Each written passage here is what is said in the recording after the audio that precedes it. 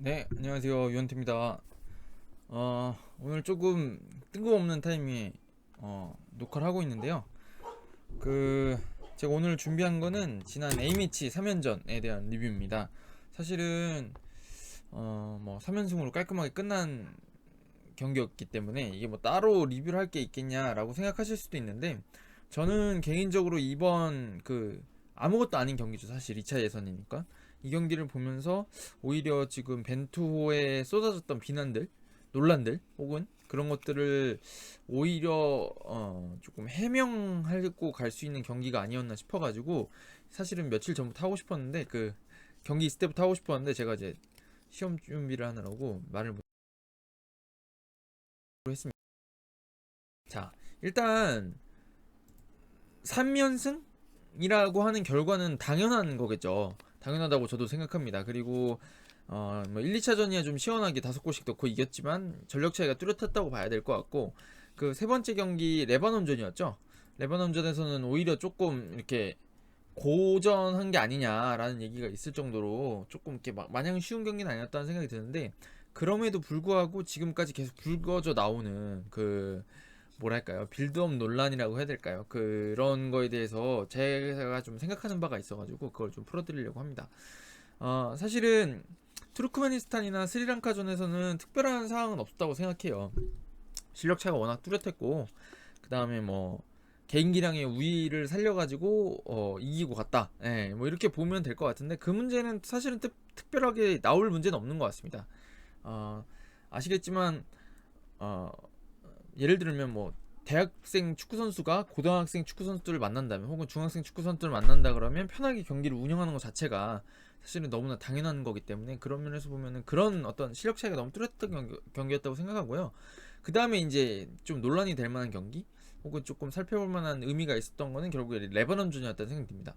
먼저 실점하고 역전승을 했습니다. 2대1로 좀 어떻게 보면 힘겹게 승리를 거뒀는데, 이 경기를 보면 이제 또 이제 뭔가 이 얘기가 항상 나오죠. 어떻게 보면은 피파 랭킹 차이가 엄청나게 많이 나는 팀을 상대로 이렇게 힘겹게 이기는 게 과연 벤투호가 가려는 길이 맞느냐, 라는 얘기가 나올 것 같아요. 제가 좀 주변에서도 본 것 같고, 그래서 그 얘기를 좀 해드리려고 그러는데요.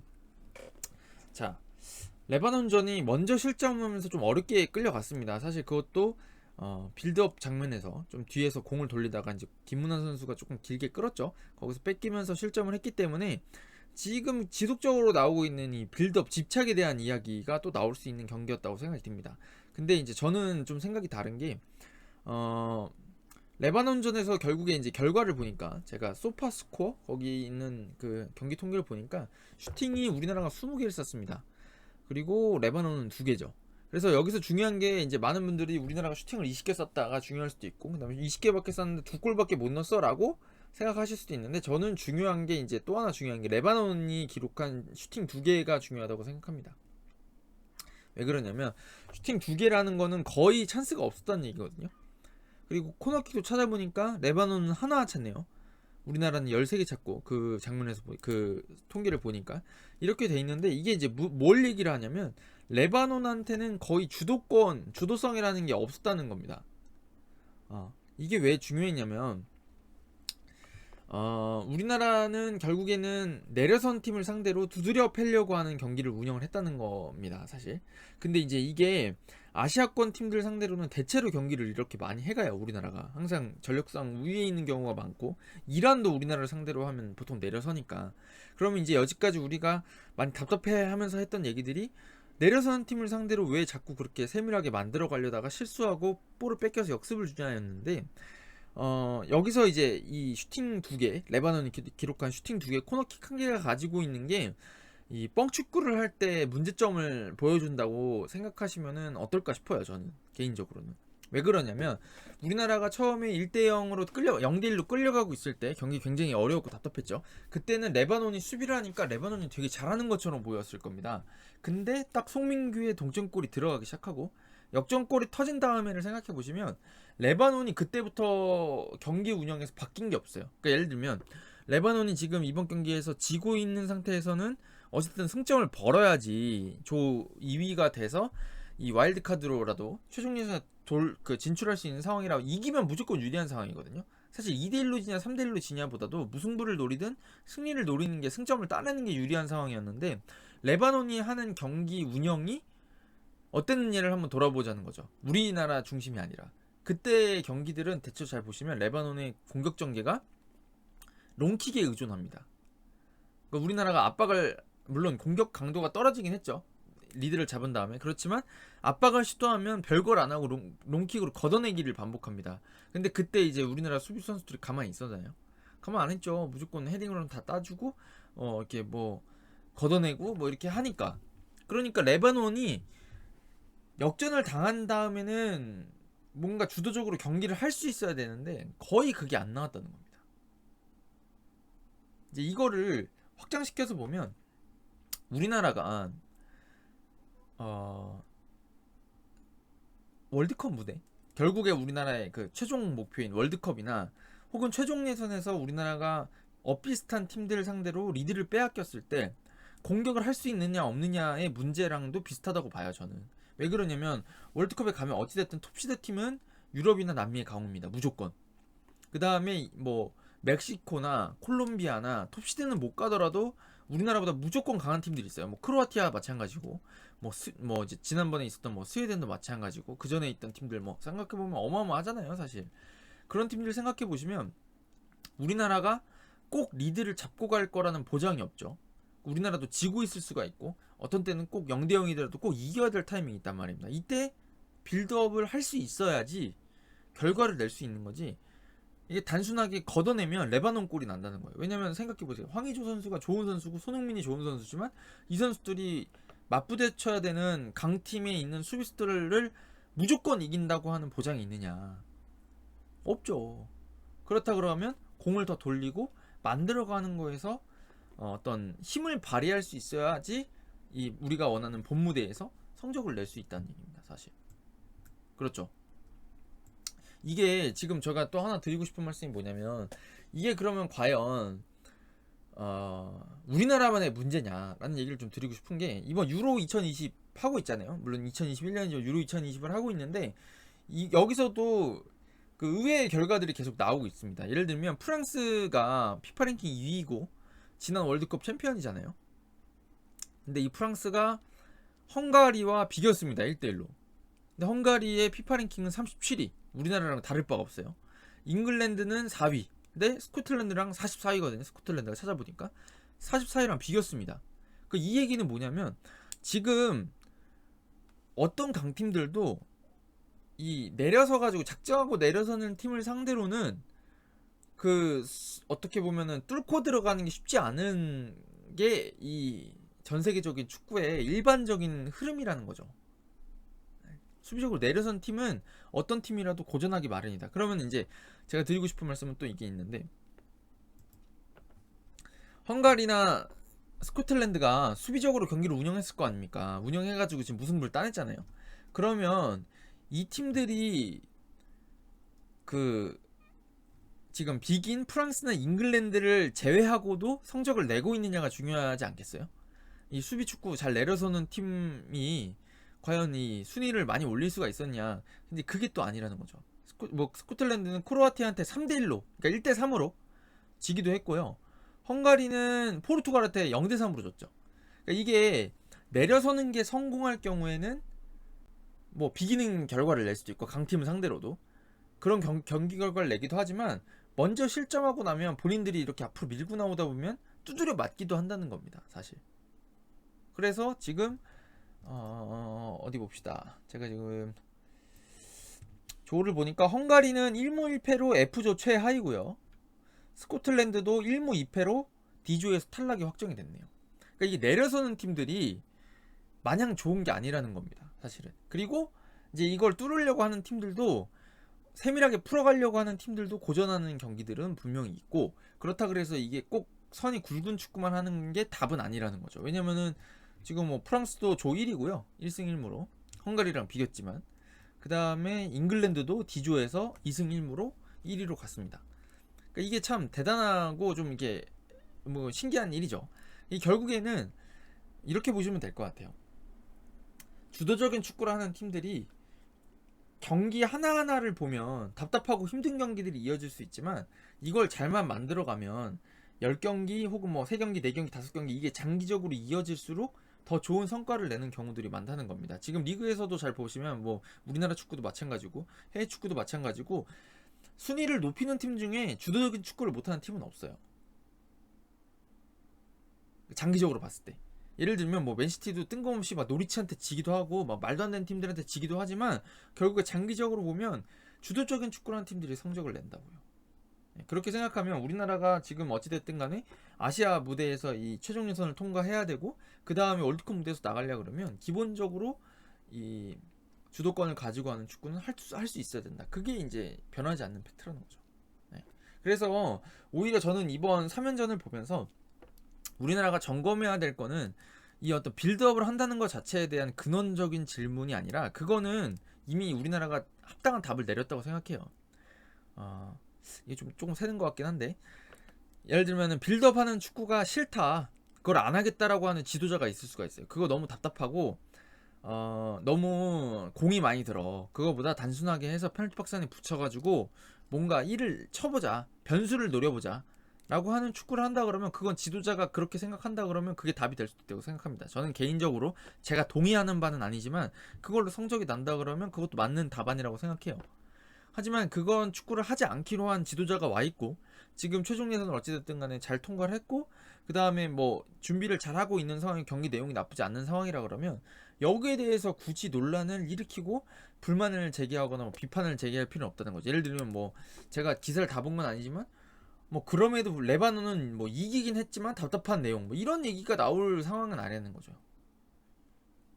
그렇게 하는 팀이라 그러면 잉글랜드든 프랑스든 지금 하려고 하는 축구가 잘못했다는 얘기를 할 수 있어야 된다는 겁니다. 왜냐? 스코틀랜드 상대로 헝가리를 상대로 비겨? 그렇게 못하는 팀 상대로 비긴단 말이야? 말도 안 돼 이 새끼들. 무조건 롱킥 때려가지고 안을 싸워야지 이런 얘기가 나오지 않는 이상 우리나라 당연히 이 풀어가는 축구에 대해서 확신을 가지고 있는 지도자가 있는 이상 뭐 그거는 그 감독의 선택이고 결과가 나오기 때문에 비판보다는 당연히 어떻게 보면은 이렇게 괜찮아를 해줘야 되는 게 맞지 않나라고 싶어요.